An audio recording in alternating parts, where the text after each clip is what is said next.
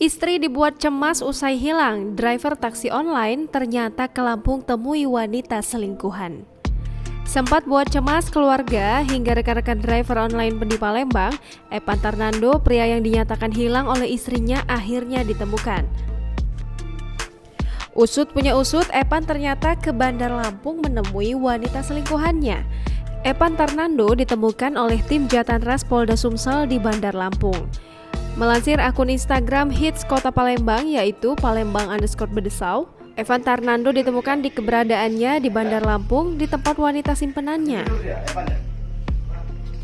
Sebelumnya, Epan Tarnando yang bekerja sebagai driver taksi online pada Jumat 19 Maret 2021, Kasubag Humas Polrestabes Palembang Kompol M. Abdullah membenarkan adanya laporan korban.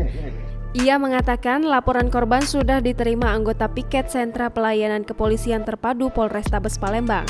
Sebelumnya diberitakan Sekar Hasri, 25 tahun, warga Macan Lindungan, Lorong Tanjung, Kecamatan Ilir Barat 1 Palembang melaporkan suaminya yang hilang setelah pamit kepadanya mengantar penumpang ke arah Sungai Lilin, Kabupaten Musi Banyuasin pada Jumat 19 Maret 2021.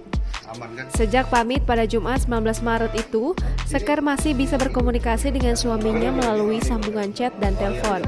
Namun komunikasi mulai terputus sejak Selasa 23 Maret 2021. Sebelum pergi, Epan Tarnando menggunakan topi hitam dengan setelan kaos dan celana jeans biru dongker dan membawa mobil Calya hitam dengan nomor polisi BG1785UX. Lantaran tak ada kabar lagi dari suaminya, lantas Sekar membuat laporan ke Polrestabes Palembang dan berharap suaminya bisa kembali pulang dalam keadaan sehat sehingga keluarga mereka bisa berkumpul kembali. Senang lah, nggak usah ke polisi, nggak usah nyusah ke kawan-kawan.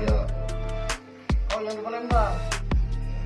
Masalah ini, hilang lah, dirampok lah. Istri kau lapor polisi, ya?